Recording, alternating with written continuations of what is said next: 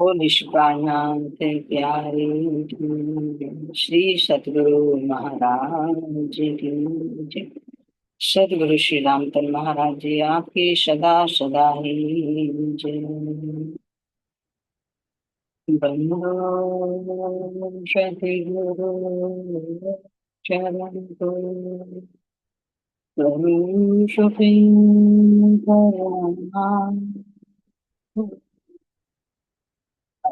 हरण मंगल करण धन श्री देव चंद्र जी नाम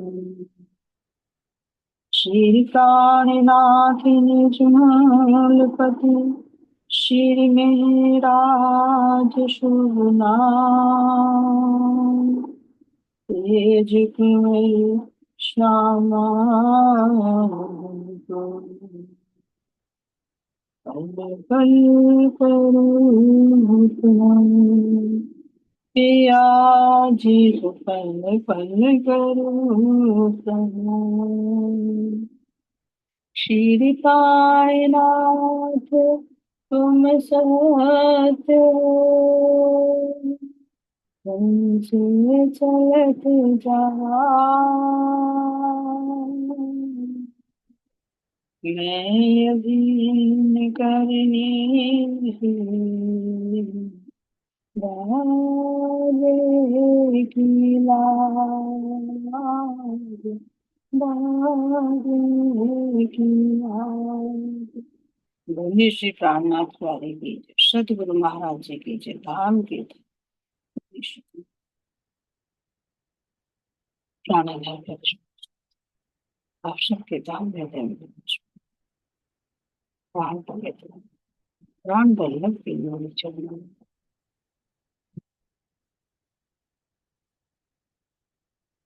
साथ जब अपने आप को एकाग्रचित करें अपने आप को आत्मभाव में लाता मैं शरीर नहीं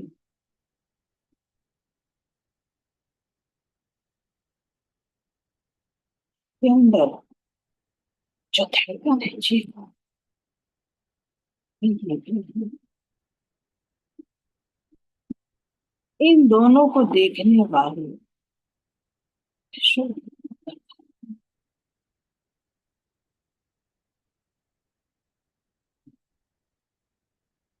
अपने प्राण प्रियतम की का आत्मा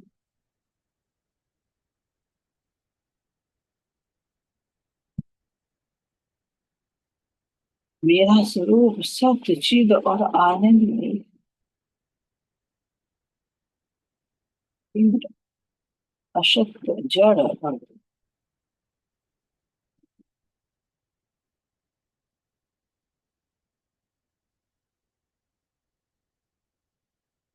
अपने निज स्वरूप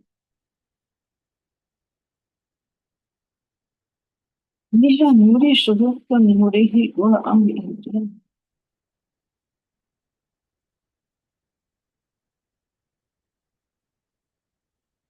सर्व गुण संपन्न अमर हूँ विनाशी हूँ ज्ञान और इश्क से परिपूर्ण हूँ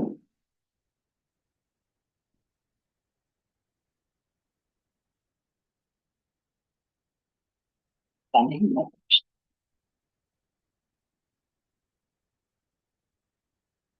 मेरा अपना निज मोह में मेरा मोल तन मेरे मोह में मिलावे में विलास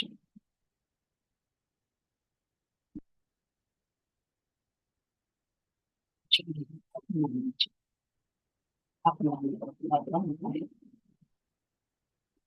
ये 14 लोग ब्रह्मांड सब नाशवान है मेरे धनी इस खेल को दिखाने के लिए इस दुखमय खेल को दिखाने के लिए ये ब्रह्मांड खड़ा किया और खड़ा करके स्वयं सदगुरु रूप में आकर इसकी दिखावे इसी वास्तविकता दिखाई तो देखो क्या है।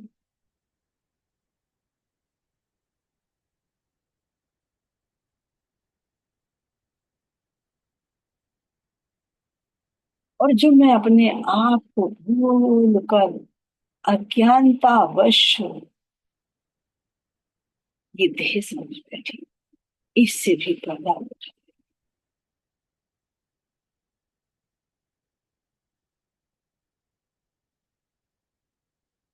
आश्रम मेरे धाम के धनी सतगुरु के रूप में अब मेरा हाथ पकड़ के अब मुझे मेरे घर लेकर चल रही। मेरे सतगुरु का मुस्कुराता मन, मेरे सतगुरु के नूरी चरण कमल, नूरी हस्त कमल, मेरे नक्शे से स्पर्श।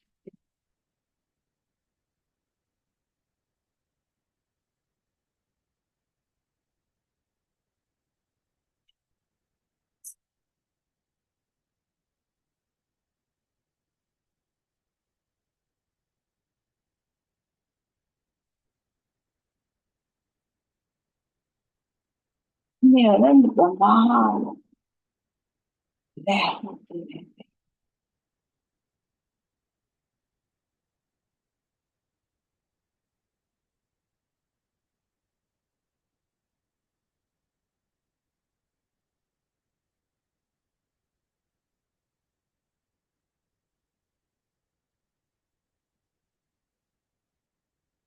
मेरे सतगुरु स्वयं वो नूरी प्रकाश बनकर मुझे इस अज्ञानता के आवरण से हटा रहे। महसूस कीजिए कैसा है भवसागर, कैसा है भवसागर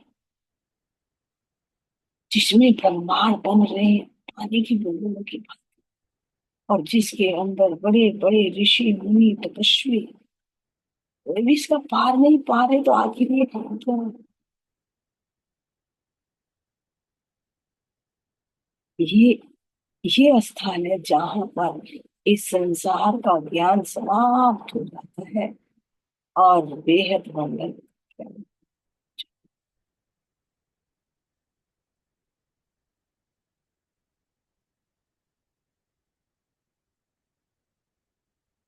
जब ऊपर का प्रकाश हो तभी तो इस ब्रह्मांड का मुझे पता चले। लेकिन जब अज्ञानता में पड़े हुए सब स्वप्न की बुद्धि लिए हुए, तो जागृत बुद्धि की बात कैसे करूं। केवल जागृत यानी जागा हुआ ही स्वयं को जगा सकता, और इस 14 लोक ब्रह्मांड में कोई भी जागा हुआ नहीं। जहां तक इन जीवों का मूल है वहां तक दौड़ लगाते हैं। इससे बड़ी बात,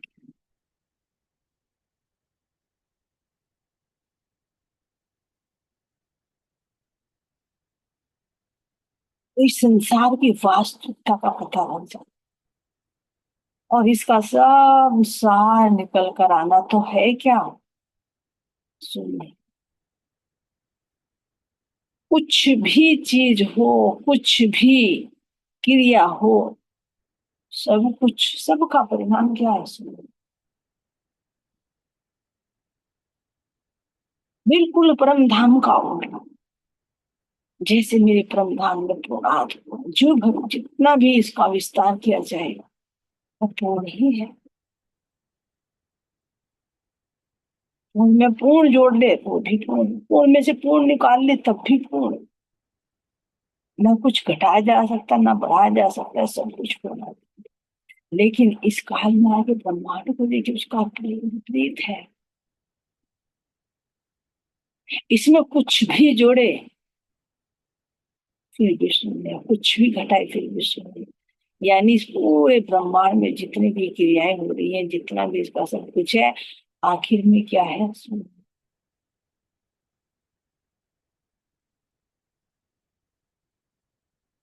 इसीलिए इंद्रावती जी ने देख कर इसका वर्णन किया कि देखे सातों सागर और देखे सातों लोक, और पाताल सातों देखे जागे पीछे सब हो, सब ख्वाब जागे पीछे।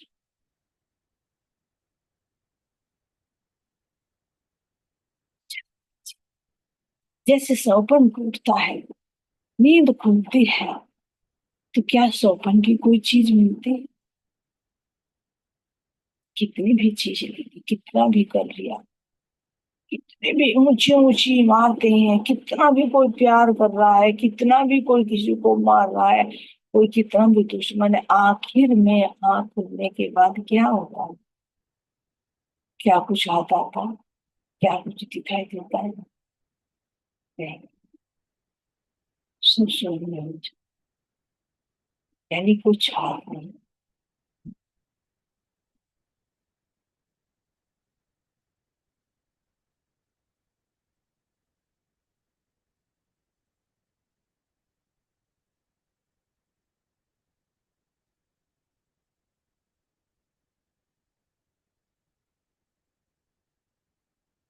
जब मुझे हर स्त्री से सतगुरु की कृपा से मुझे हर चीज का पता लग रहा है कि सब कुछ, इतना भी कुछ कर ले, सब कुछ शून्य ही होने वाला है। तो जब पूरे ब्रह्मांड का ही पता चल जाए, 14वें ब्रह्मांड का ही पता चल जाए, तो आखिर में क्या बचता है? सुन, तो यहाँ संसार के जीव दौड़ लगा रहे हैं कहाँ तक? यही के संसार के धन के पीछे, इसी संसार के ही ज्ञान के पीछे, संसार के ही मान मर्यादा के पीछे, संसार के ही झूठे रिश्ते नातों के पीछे, संसार के झूठे सुखों के पीछे, सब कुछ देखे तो आखिर में क्या है? शरीर छूटते ही कहाँ क्या जाता है? कुछ नहीं, सब कुछ।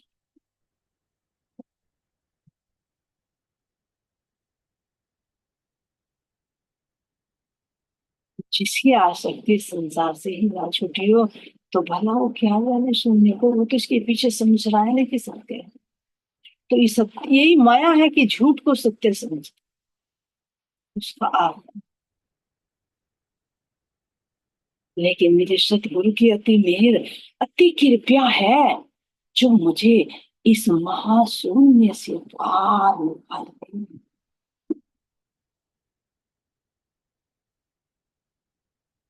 तो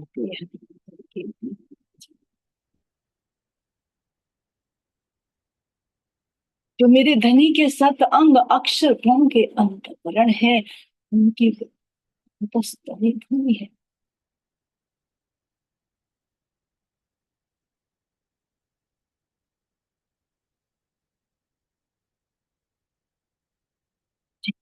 ये आदि नारायण का शोभन है, ये शोभन उनके हृदय पर चल रहा है।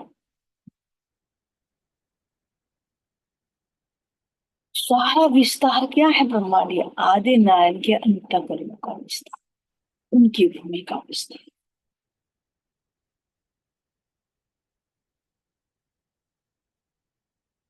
और ये बेहद मंडल क्या है?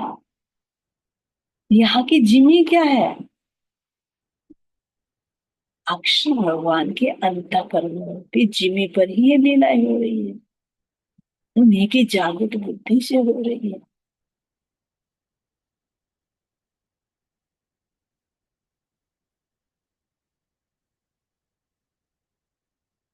जब सत्य में पहुंचेंगे तो सत्य में हो जाएंगे, पहुंचेंगे।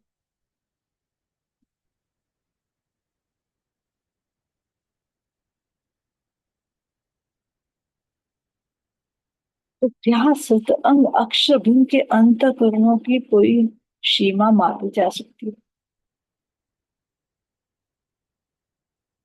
जिस प्रकार इस संसार की नहीं नापी जा सकती। जब मेरे धनी ने मेरी श्यामा जी से पूछा कि बता तू कौन है और तू कौन सी जीवी पर खड़ी है, तो क्या जवाब दिया कि मुझे नहीं पता मैं कौन हूँ, लेकिन हाँ, मैं जिस जिमी पर खड़ी हूँ, इस जिमी को मैं बता सकती हूँ, ये शब्दों से ये भी परे है, असीम है।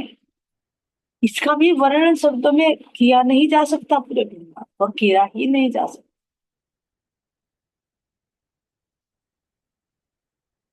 ये तो एक नापने के लिए कह दिया कि 50 करोड़ योजन जिमी है, जैसे परम धाम को बता दिया कि 50 करोड़ योजन जिमी, एक पैमाना है। लेकिन क्या जिमी को भी नापा जा सकता है? अब सोचिए कि कैसे मैं ना बता सकती। यदि हमने सौपन में देखा, तो क्या सौपन की लंबाई चौड़ाई को बता सकते हो कि कितना विस्तार है उसका? जब यहाँ के अंतःकरणों में, मन में बनने वाले सौपन का ही विस्तार नहीं बता सकते, तो आदि नारायण के अंतःकरणों में जितना विस्तार है इसका वर्णन किया जा सकता है।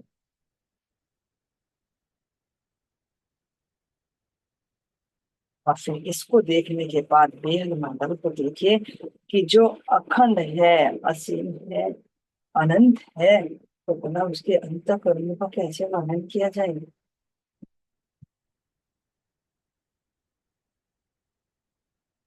उसको सीमाबद्ध कैसे किया जाए? होने वाली में लीलाओं का वर्णन कैसे किया जाए? महसूस की चीज है, इसीलिए इसको अक्षरातीत कह रहे हैं, इसको शब्दातीत कह रहे हैं कि शब्दों में वर्णन नहीं किया जा सकता। रास में भी लोग ना पहुंचे तो क्यों पहुंचे धाम।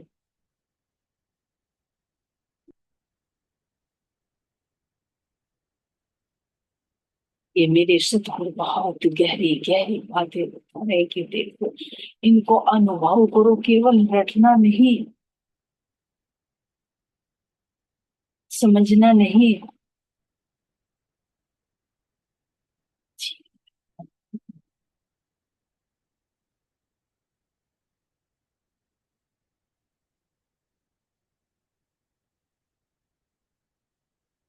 अक्षर ब्रह्म के जो बेहद मंडल है, इसके अंतःकरणों की भूमि है।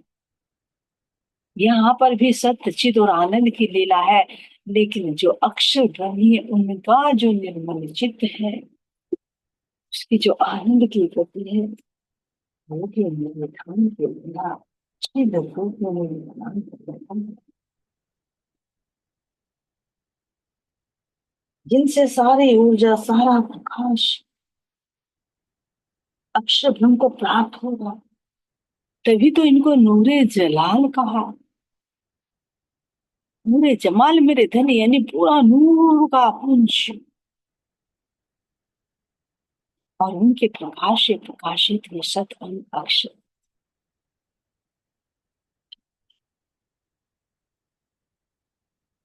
जिस प्रकार मेरी चेतना के बल से ही ये मेरा मन, मेरी ये बुद्धि, मेरा ये चित्त और मेरा ये स्थूल शरीर क्रियाशील है, जीव के निकलते निष्क्रिय, अक्षर भगवान को भी ये ऊर्जा कहाँ से मिल रही है? छिद्र रूप।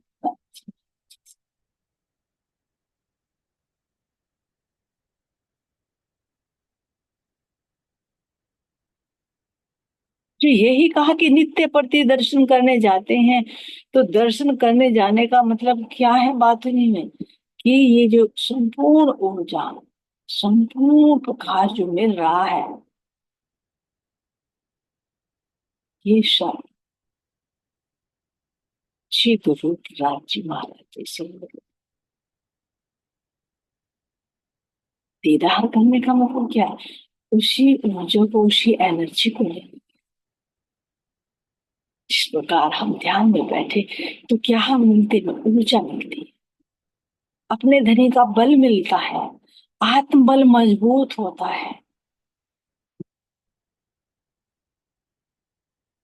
कोई फॉर्मेलिटीज नहीं है कि जाते हैं दर्शन करते हैं और आ जाते हैं चांदनी चौक से। चांदनी चौक बताए क्या है? चांदनी चौक चित्त के अंदर का निकलता हुआ प्रकाश।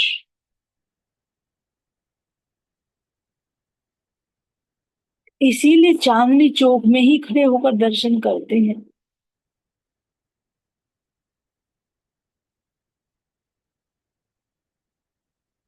अंदर हृदय में, अंदर चेतना में जो प्रकाश मिल रहा है, उसमें नहीं पहुंच सकते।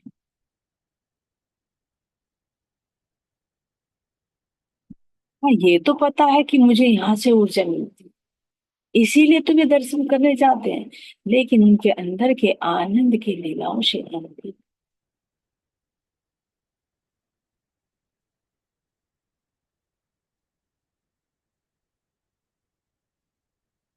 अब मेरे धाम के धन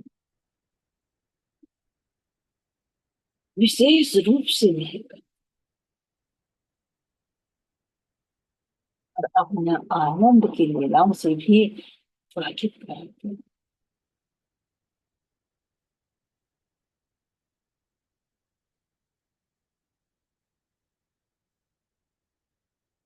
यही तो कारण हुआ कि एक होते हुए भी दो की बात बता रहे हैं। ब्रह्म धाम में ईश्वर अद्वैत भी है, और फिर अक्षर ब्रह्म ही जब दर्शन करने जाते तो फिर उनको आनंद के लीला से भी वंचित क्यों हैं? अक्षर तीर्थ के माल में प्रेम इश्क बरता तो शोष अक्षर कोने की नींद के लिए।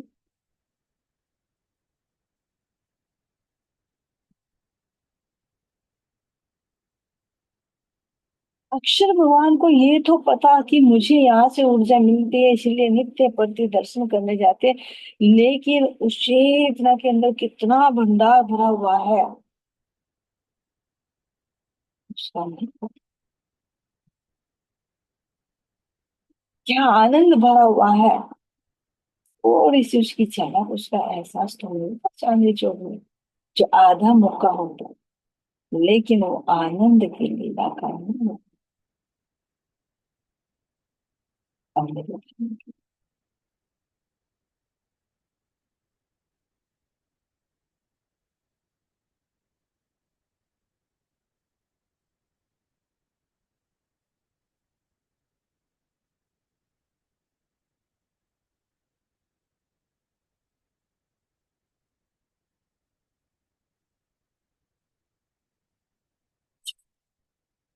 करना हम नित्य करते हैं विधि का ध्यान। तो उस ध्यान से हमें ऊर्जा मिलती है, उससे में शीतलता मिलती है, प्रसन्नता मिलती है, बल मिलता है। लेकिन पूर्ण रूप से तो राज्य के अंदर नहीं पहुंच सके, नहीं पहुंच सके। ये तो धनी ही मेहर करके जब हृदय के अंदर प्रवेश करते हैं तो तब कहीं जाकर आदमी खुश नहीं होती। तभी अपने बल करूंगा।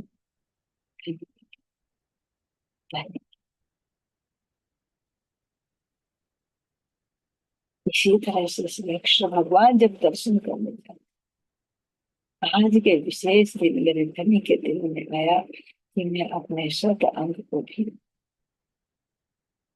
अपने अखंड खजाने का लो, क्योंकि यही धन है, सब कुछ यही है, असल असलियत यही है जो आनंद है। आनंद के बिना तो अधूरा है। जैसे यहाँ कहे कि यहाँ सुख के बिना तो सब कुछ अधूरा है। अगर इन इंद्रियों में सुख की वृत्ति ना हो, सुख का इनका विषय ना हो, तो क्या ये कार्य करेंगे? नहीं करेंगे। इस खेल को देखो।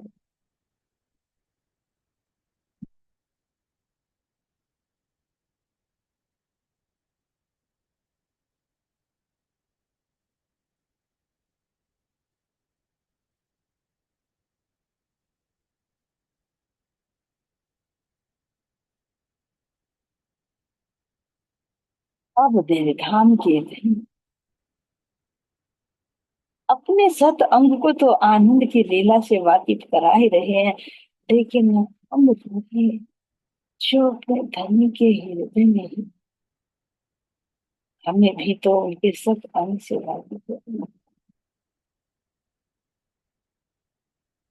चाहिए।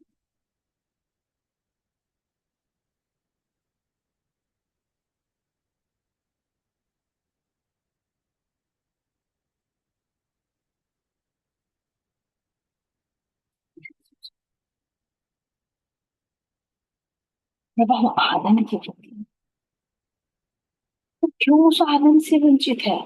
यदि वो आनंद की अनुभूति नहीं होती तो तुम्हारी अवस्था थी। जो मेरे धाम धनी ने क्लियर जो भाइयों में बता दिया, वाणी में बता, कि ये वचन सुनते ही जिसको जोश ना आए तो उसे रूह ना कहिए। वो झील की कैटेगरी, को तो अपनी बात सुन रही, अंग अंग में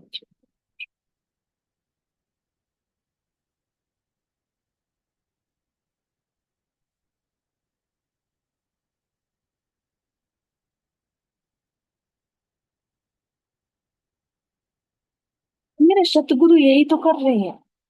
इस दुख सुख से हटाकर उस आनंद में डूबो, उस आनंद को महसूस। और वो आनंद कब आए? जब मैं अपने स्वरूप में अपने धनी से एकाकार हो जाऊं, अपने धनी के इस सुंदर मुखारविंद को देखो, इन लाल लाल अधरों से निशुल्क होने वाले अति मीठे, अति प्यारे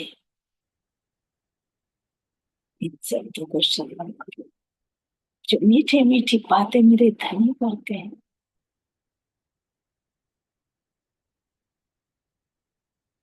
अति रस से भरी मधुर वाणी मेरे धनी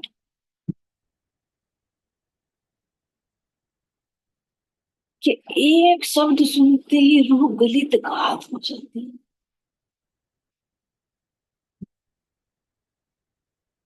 और उस वो एक एक शब्द मेरे धनी का रूह के हृदय में अखंड हो जाता है। बोलती हूँ, यहाँ संसार की बातें नहीं कि परमधाम में कुछ भी अपने धनी से बातें की, अपने सखियों से बातें की और भूल गए ठंड रूप से।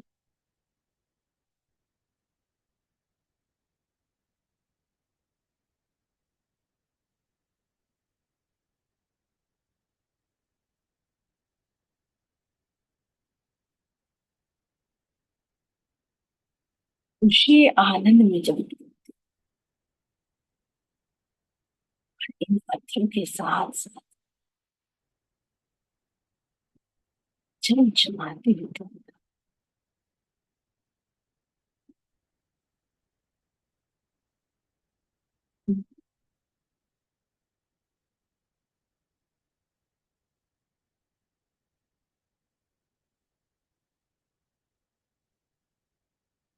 और इन रंधावले के अंदर रस से भरी रसना,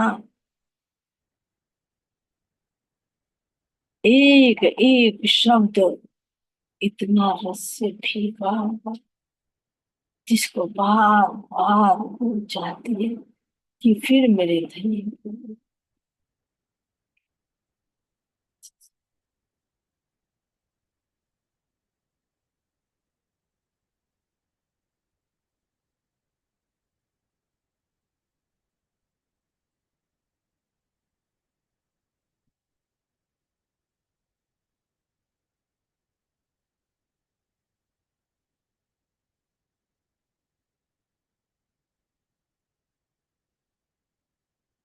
अब ये रसना कितनी रसीली, और कहाँ से आ रहा है इसके अंदर रस? धनी के हृदय से। तो हृदय में कितनी अनंत सागर जो मिठास से भरे, मेरे धनी के हर एक से, हर एक की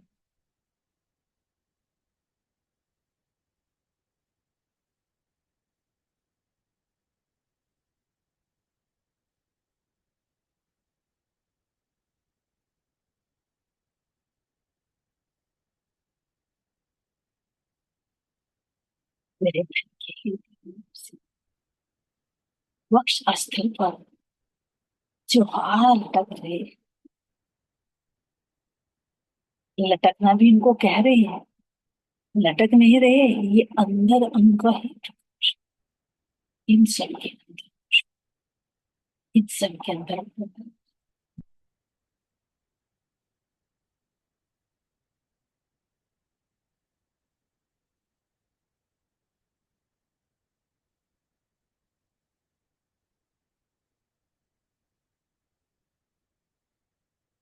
एक एक रोम रोम से निकलने वाले इन अंगों को जो मैं बहुत ध्यान से इनसे बातें करूं, इन हर एक चीज में मैं अपने धनी को, जितने भी मेरे धनी के वक्ष स्थल पर हेड़े पर ये सुंदर है,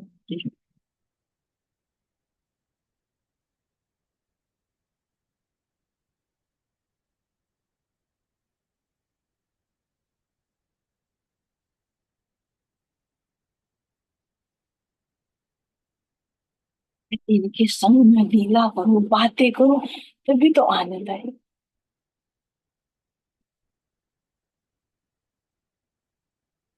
इतना ही नहीं, अपने धाम धनी के, इन गुणगाने के सुखे, भीनी भीनी इनसे भी निकलते हुए ध्वनि है।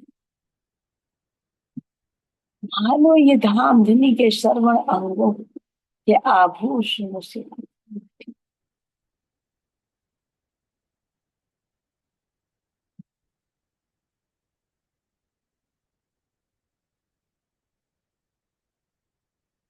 श्रवण अंगों के अंदर के गुण ही, ये झुमकी के रूप में, ये बाली के रूप में, मुर्गी के रूप में, मगर के रूप में दृष्टि को विचारो।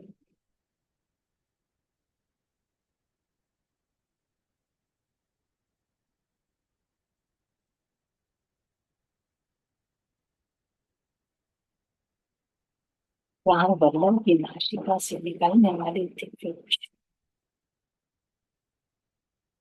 नेत्रों से झरता हुआ वो नदी, जब मैं बार बार अपने धनी के इन नेत्रों का दर्शन करूं, तो इन नेत्रों से निकलते हुए इश्क के पानी होते शीतल से निकल, वो मेरे धाम धन के नुकीले टेढ़े दिए हुए नेत्र अति विशाल, छूने नहीं पड़ेगी।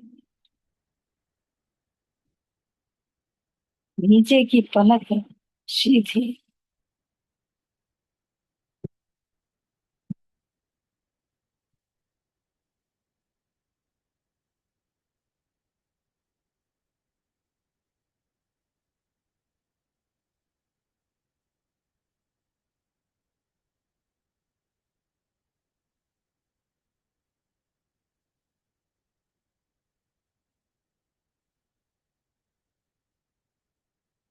तुम मेरे धाम के धनी अपनी मत मस्त नजरों से, जिन नेत्रों में एक इश्क का खुमार है, जिस कारण ये लालिमा से युक्त है, जैसे नींद की खुमारी में आंखों में लालिमा आ जाती है, मेरे धनी के इश्क की खुमारी में, आनंद की खुमारी में वो नेत्र में ला।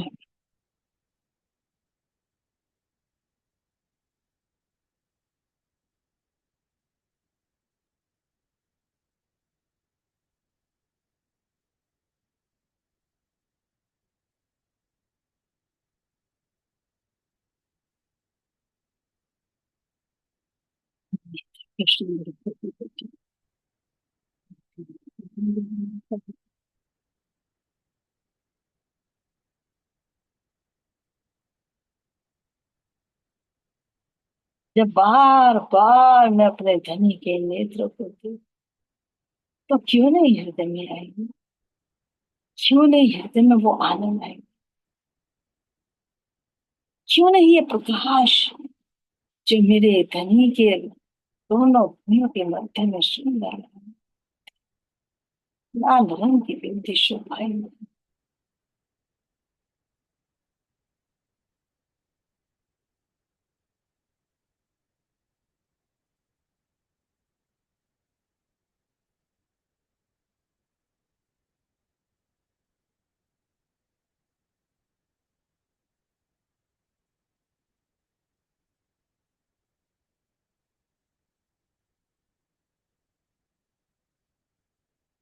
जब मैं बार बार अपने धनी की सी सुंदर शोभा को एक ना एक दिन धनी के हृदय का वो प्रेम मेरे हृदय में आएगा ही।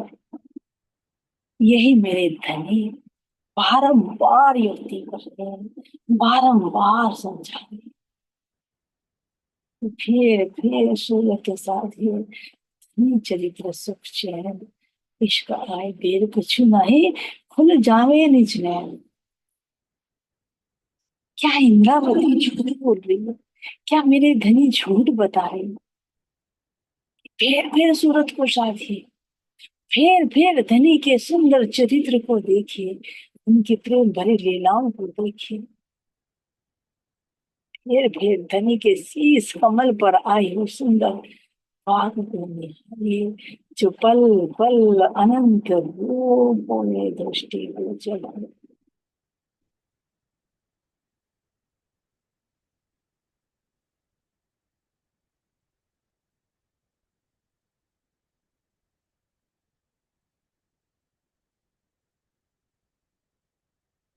मेरे भाई के इस शीश कमल पर शोभायमान बाग के अंदर लटकते हुए चंद्रिका, उनकी लड़ियों से निकलती मधुर मधुर,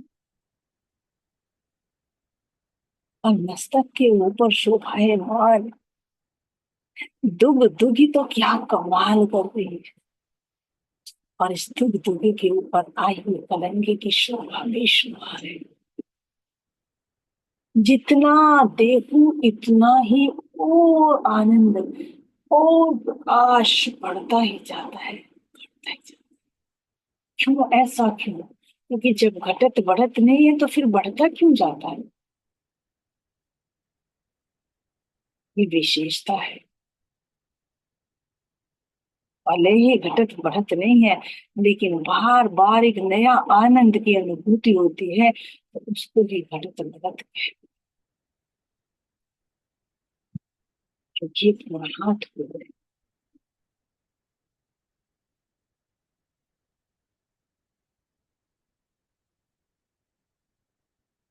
इस प्रकार बारंबार बारंबार किसी को स्मरण करने से मोह बढ़ता रहता है, लोभ लालच बढ़ते रहते हैं।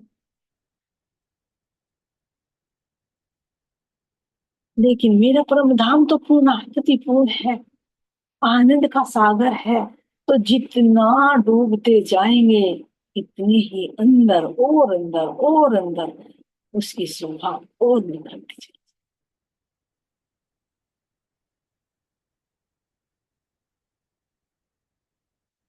की शोभा, यही दुगदुगी की शोभा। इस दुगदुगी के मध्य में लगे हुए इस लाल माड़ी को देखे कैसे जगमगा,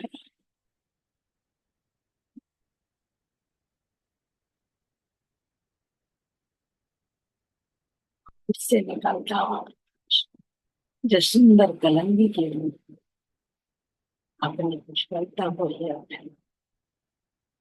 चारों तरफ आई हुई सुंदर सुंदर लड़ियां,